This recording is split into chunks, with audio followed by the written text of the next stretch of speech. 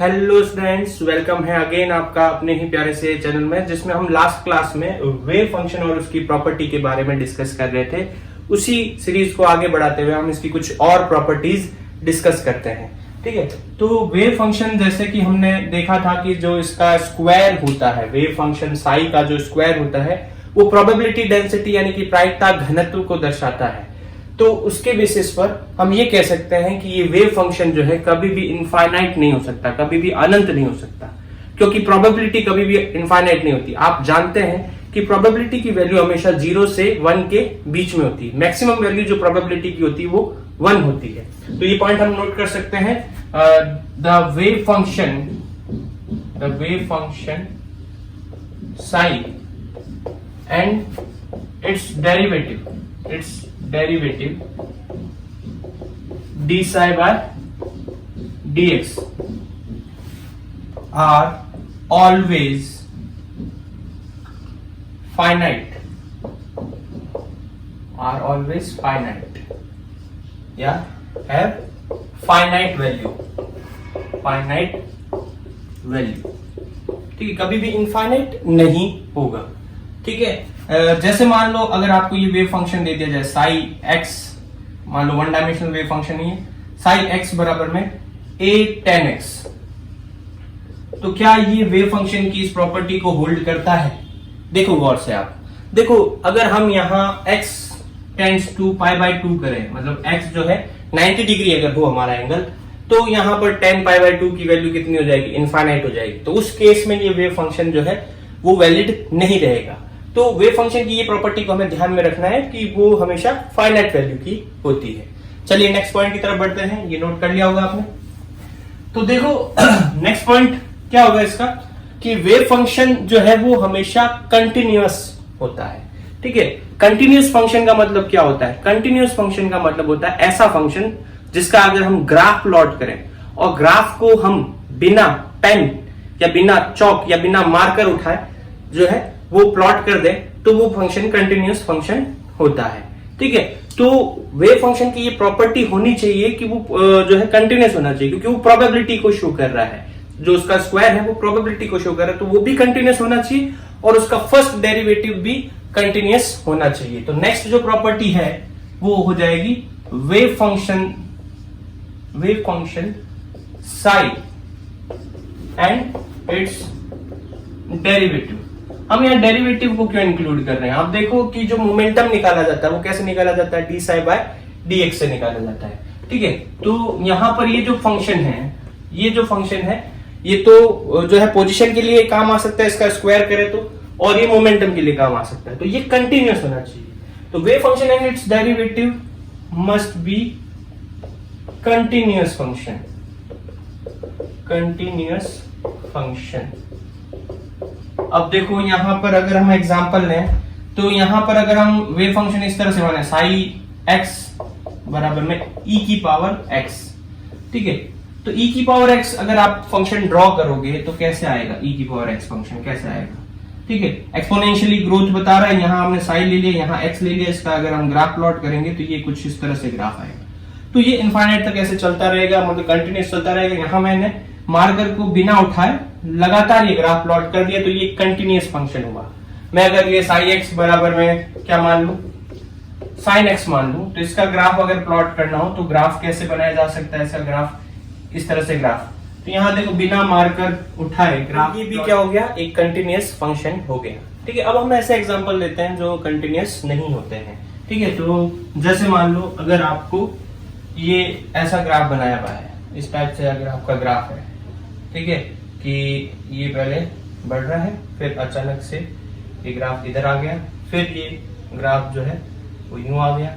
ठीक है, तो यहाँ पर देखो मेरे को ग्राफ प्लॉट करने के लिए जो है बार बार मार्कर उठाना पड़ रहा है। पहले ये ग्राफ यूं जा रहा था, फिर उठाकर मैंने ये ग्राफ प्लॉट किया इधर, फिर यहाँ मार्कर को उठाकर ये ग्राफ प्लॉट किया। तो ये डिसकंटिन्यूअस ग्राफ है। या मान लो मैं इस तरह का ग्राफ बनाऊं, ये इस तरह का ग्राफ बनाऊं, तो यहाँ मेरे को ग्राफ प्लॉट करने के लिए मार्कर उठाना पड़ रहा है, तो ये डिसकंटिन्यूअस ग्राफ है।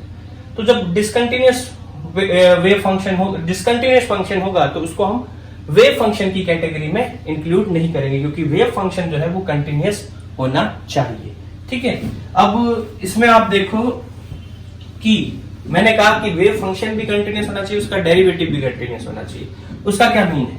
जैसे मान लो ये मैं एक ग्राफ प्लॉट करता हूं साई और एक्स में, ये स्ट्रेट लाइन, फिर ये इस तरह से ग्राफ आ रहा है, ठीक है। तो ये ग्राफ जो है मैं बिना मार्कर उठाए प्लॉट कर सकता हूं, इसका मतलब ये कंटिन्यूस ग्राफ है, कहीं से टूट नहीं रहा, कंटिन्यूटी में बन रहा है, तो ये कंटिन्यूस ग्राफ है। तो क्या ये वेव फंक्शन होगा?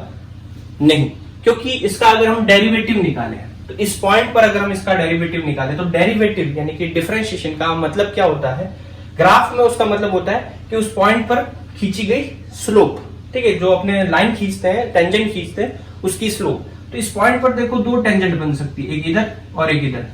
तो यहां पर दो टेंजेंट बन सकती है, तो दो स्लोप होंगे और दोनों स्लोप बराबर नहीं होंगे। इसका मतलब यहां जो D psi by D x होगा वो कंटिन्यूअस नहीं होगा। तो ये जो फंक्शन है ये भी वेव फंक्शन नहीं होगा, ठीक है। क्लियर हो रही है बात? इसी तरह से आप देखो कि अगर हम ये एक फंक्शन बनाए y बराबर में sec x, इसका ग्राफ अगर आप प्लॉट करके देखो और बताओ कि क्या ये वेव फंक्शन हो सकता है या नहीं हो सकता है, मतलब ये कंटिन्यूटी में बनेगा या नहीं बनेगा, ये आप जो है वो प्लॉट करके देखो। इसी तरह से आप देखो y बराबर में मॉड ऑफ x, आप इसका ग्राफ बनाओ और बताओ कि क्या वो इस कंडीशन को सेटिस्फाई कर रहा है या नहीं कर रहा है, ठीक है। तो ये थी वेव फंक्शन की फिफ्थ प्रॉपर्टी। इसी में हम आगे बढ़ते हैं।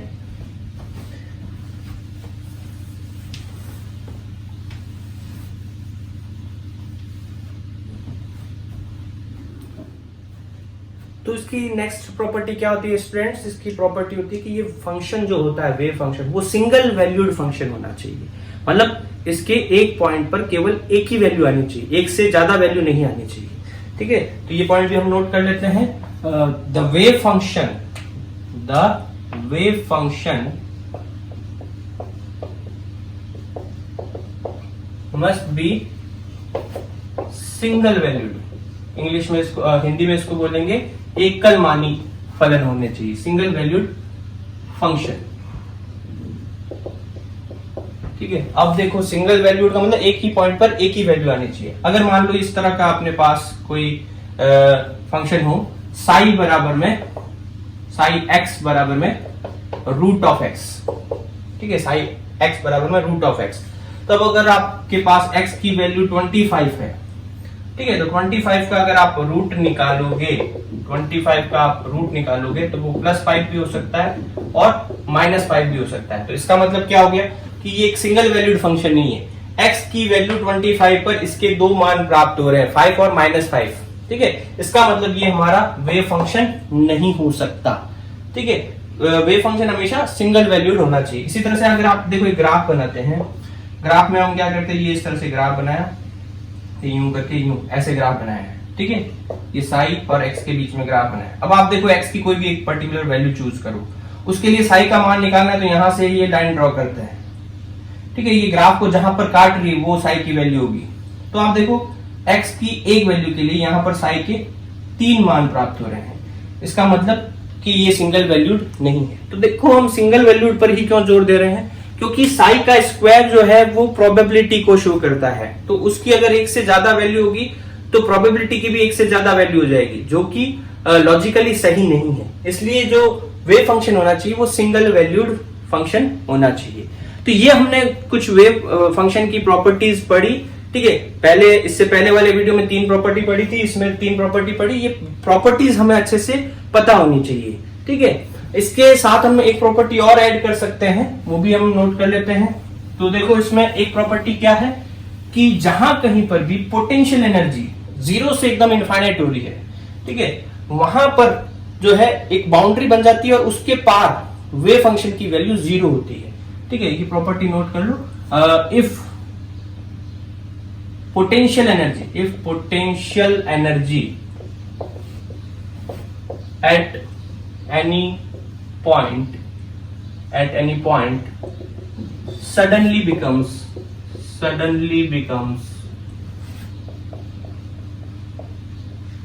infinite, ठीक है। अगर पोटेंशियल एनर्जी इनफाइनाइट बन जाती है, the value of wave function will be zero at that point, zero at that point. ऐसा क्यों हुआ उसको जानते हैं। तो देखो फोर्स और पोटेंशियल एनर्जी में क्या रिलेशन होता है। मान लो आपको जो है एक यहाँ पर एक ये पोटेंशियल वेल दे रखा है, यहाँ पर पोटेंशियल जीरो है, यहाँ इस दीवार पर पोटेंशियल इनफाइनाइट है, इस दीवार पर पोटेंशियल इनफाइनाइट है, ठीक है। तो हमारा कोई पार्टिकल इस बॉक्स में रखा हुआ है, वो जैसे ही इस दीवार की तरफ जाता है, इस वॉल की तरफ जाता है जहां पर उसका पोटेंशियल इनफाइनाइट हो जाता है, तो वहां उसका पोटेंशियल जीरो से इनफाइनाइट जो है चेंज हो रहा है, तो उस पर फोर्स लगेगा। फोर्स कितना लगेगा, F इक्वल्स टू होता है माइनस dv बाय dr। मतलब कितना फास्ट पोटेंशियल में चेंज आता है उतना ज्यादा फोर्स लगता है। तो यहाँ पोटेंशियल एकदम जीरो से इनफाइनाइट हो गया तो इनफाइनाइट फोर्स लगेगा। यहाँ इनफाइनाइट का मतलब जो है वो बहुत ज्यादा है, मतलब जिसको हम जो है कितने भी बड़ी से बड़ी एक संख्या जो इमेजिन कर ले उसको हमने इनफाइनाइट नाम दे दिया। इसका मतलब एक्चुअल में इनफाइनाइट नहीं है, एक बड़ी सी बड़ी संख्या है, तो बहुत ज्यादा फोर्स लगेगा। तो पार्टिकल पर बहुत ज्यादा फोर्स लगेगा और नेगेटिव डायरेक्शन में लगेगा, जिस डायरेक्शन में जा रहा है। तो वो इस दीवार को क्रॉस करने की कोशिश कर रहा है, लेकिन उस पर अपोजिट डायरेक्शन में फोर्स लगेगा, तो वापस इसी में आकर रह जाएगा। तो मतलब पार्टिकल इसी बॉक्स में रहेगा, इसके बाहर नहीं जा पाएगा। तो बाहर अगर वो जा नहीं पाएगा तो बाहर उसके मिलने की प्रोबेबिलिटी कितनी हो जाएगी, जीरो हो जाएगी। इसलिए यहाँ पर जो वेव फंक्शन है वो कितना हो जाएगा, जीरो हो जाएगा। वेव फंक्शन कोलैप्स हो जाएगा, तो यहाँ वेव फंक्शन जीरो हो जाएगा, ठीक है। तो ये बात हमें ध्यान में रखनी है। तो ये सारे जो है वेव फंक्शन से रिलेटेड प्रॉपर्टीज होगी, ये जब हमें पता होगी तो क्वांटम मैकेनिक्स हमें अच्छे से पूरी समझ में आएगी, ठीक है। आई होप यहाँ तक के सारे कॉन्सेप्ट आपके क्लियर हुए हैं। आज के लिए इतना ही, बाकी हम नेक्स्ट क्लास में पढ़ते हैं। तब तक के लिए stay home, stay safe and keep studying.